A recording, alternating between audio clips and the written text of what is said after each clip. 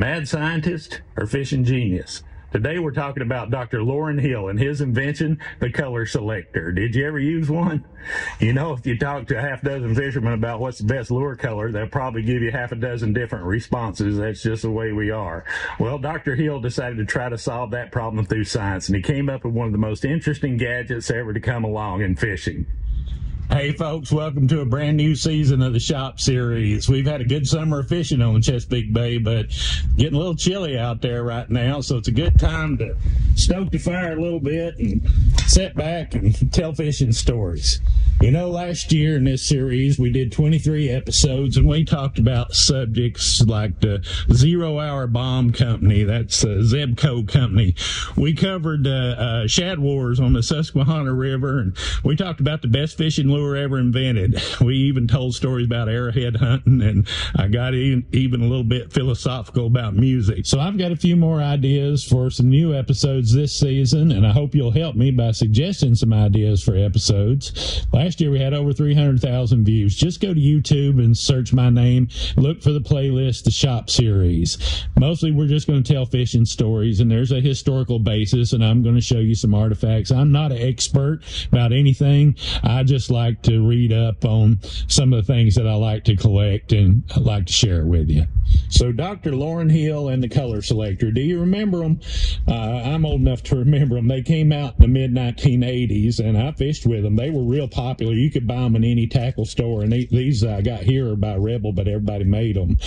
So Dr. Hill grew up in Texas, and he was a fisherman as a kid, loved to fish, went to college, and then eventually got his PhD in zoology with an emphasis on wildlife fisheries. Well, he got hired on at the University of Oklahoma as a professor and eventually worked his way up to the top of the zoology department there, and he was the chair of the zoology department. He did that for several decades, and as you can imagine, during that time, he did a lot of research and published a lot of research, and it was all about the behaviors of fish. Well, he eventually stepped down from his position as the chair of the zoology department to be the director of the biological lab that was owned by the university down on Lake Texoma.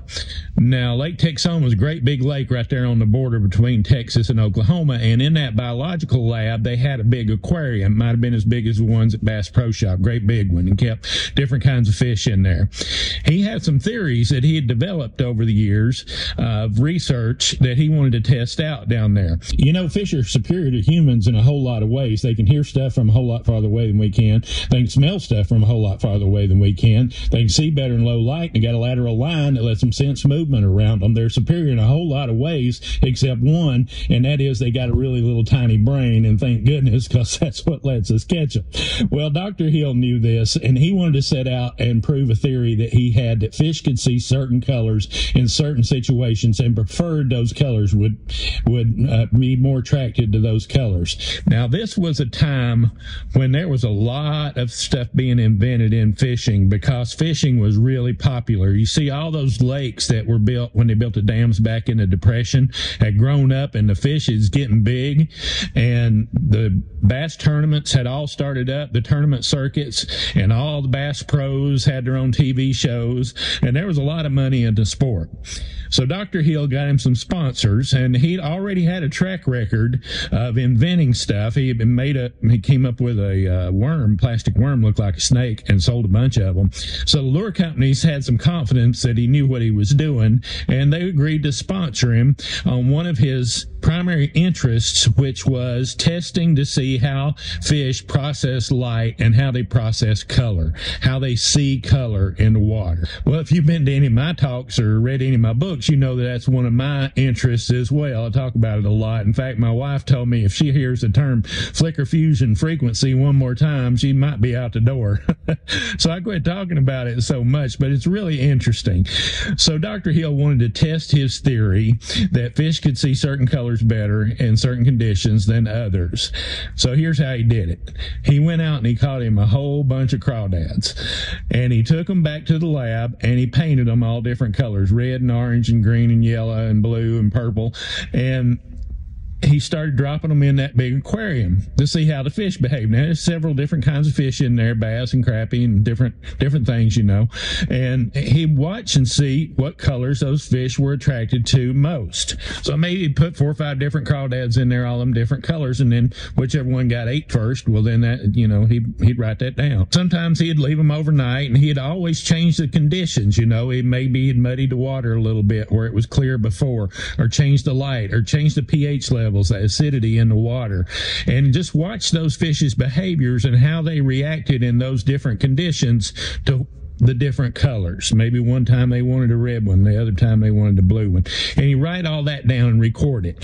And he did that over several years. And after a while, got a statistician to look at it too to make sure he was right. Some patterns started emerging, and he started seeing that fish genuinely were attracted to different colors in different conditions. So then he went to inventing, and in 1984, the Color Selector was born. And here's what it looked like. So it had a dial here, and there's an on-off switch on the back, and there's a probe that you drop down in the water, and it had a real nice long cable. This one's 75 feet. Some of them were even longer than that.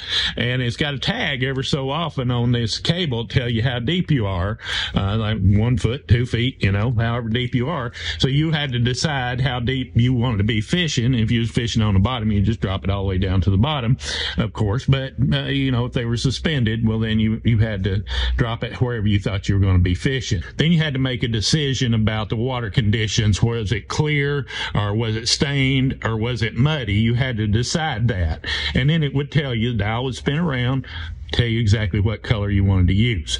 Well, the lure manufacturers just loved it. Everybody loved it. It was one of the most popular fishing gadgets on the market, and everybody sold them. You see, Dr. Hill had all these sponsors, and his company was called Lake Systems, and they licensed all these other companies to sell this equipment. Fenwick had a real fancy one. The one I got here is by Bass Pro Shops. Heddon made one, Cotton Cordell made one. A lot of different companies made these Color Selectors themselves, but they also made these lures that were colored to match the colors on the dial. So some of them came in sets like this, and then some of them were just sold individually, depending on which one you want. Now, these sets right now, and even some of the individual lures, are pretty valuable. Collectors like these. In fact, if you can find some of the Heddon versions that are a full set like this, they'll go for several $100s. And so there's some collector's value to these. So they made them in all different kinds of lures, not just like this. They made shallow runners, deep runners. They even made top water plugs, and even soft plastics, and all these different color combinations. Came in the same color combination. Always said Color C Lector right there on the top. Bill Dance sold them. Roland Martin sold them. Cotton Cordell sold them. Jimmy Houston claimed that he won a bass tournament by using it, and of course you can imagine that he sold even more because of that. So here's $1 million question. Did they work? I think most anglers would tell you a qualified yes. The Color Selector was pretty good at pointing out which color a fish could see best given the conditions of the day. But the problem is there's just too many other variables. The Color Selector couldn't tell you anything about currents or tides. It didn't know anything about the wind or how it was pushing the bait, or even what kind of bait was out there. Couldn't tell you anything about thermoclines, or in situations where the water might be muddy or stained on the top but clear on the bottom. And another variable is that the angler had to decide where if the water was clear or stained or muddy. And how do you determine if it's stained or muddy? In fact, there's some pretty well documented arguments among the bass pros when they were fishing together about that very subject. But the Color Selector continued to evolve, eventually was bought by the Spike It company. That's the same ones that make Dip and Glow. And they modernized it, made it digital, added pH and water temperature, and they made them up until just a few years ago. In fact, you can still find some brand new ones out there in the stores, on the store shelves. So I'm not going to tell you that the Color Selector is going to help you be a better fisherman, although it might, and it might give you confidence. And I'm never going to rule out anything that might make me a better fisherman, because I want every advantage I can get when I'm out there. Oh, and one more thing. You know, Dr. Hill has passed on now, but his research research still remains, and he did some of the seminal research into striped bass behavior. For example, he looked at how striped bass compete with other species for forage. He also looked at how habitat and water conditions, water quality, impact spawning behaviors in striped bass. And if you know anything about striped bass and the research that's going on right now, you know that those are hot button topics as we try to preserve the species in the mid-Atlantic and on the eastern seaboard. Well, that's our shop series for today on this cold and rainy and a little bit snowy day here on Kent Island in the Chesapeake Bay. Thanks for tuning in, and I hope you come back next time. We'll take on a whole different subject right here in the shop.